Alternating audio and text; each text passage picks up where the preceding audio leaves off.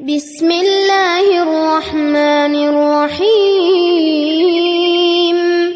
والتين والزيتون وطور سينين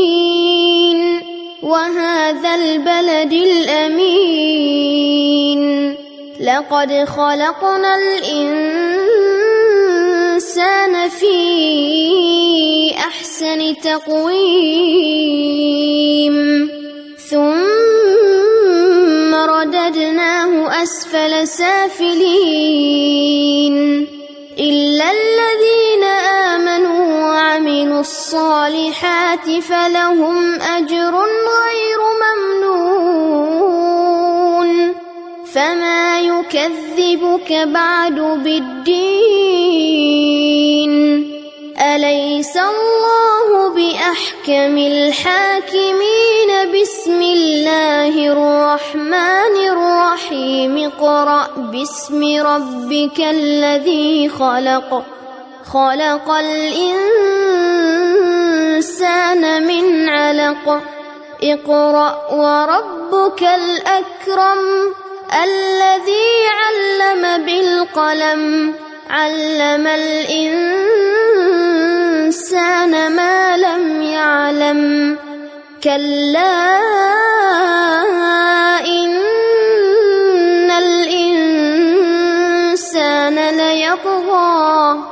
أن رآه استغنى إن إلى ربك الرجعى أرأيت الذي ينهى عبدا إذا صلى أرأيت إن كان على الهدى أو أمر بالتقوى أرأيت إن كذب وتولى ألم يعلم بأن الله يرى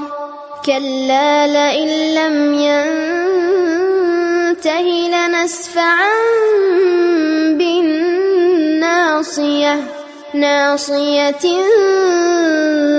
كاذبة خاطئة فليدع ناديه سندع الزبانية كلا لا تطعه واسجد واقترب. قدمت لكم هذه التلاوة من موقع tvquran.com. بسم الله الرحمن الرحيم والتين والزيتون وطور سينين وهذا البلد الأمين لقد خلقنا الإنسان في أحسن تقويم.